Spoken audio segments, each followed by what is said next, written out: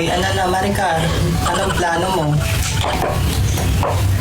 Wala ka planong maligo? 3 araw mo na taga-suot yung damit mo na yan. Hindi mo ba naaamoy ang sarili mo? Huwag mo na akong pakialaman, Marisol. Tinatamad ako maligo.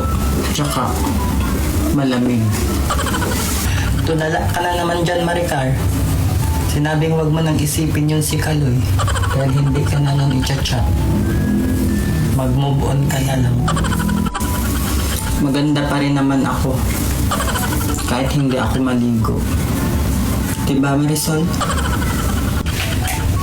Anong maganda? Tingnan mo nga yung eye bags mo. Laban na laban. Maligo ka na dun. Kabukas-bukas. Nandyan ka na lang sa tabing kalsada ng mamalimos. Bakit ka ba laging nangingialam, Marisol? Pakialaman mo yung buhay mo, wag yung buhay ko. Andyan ka na naman.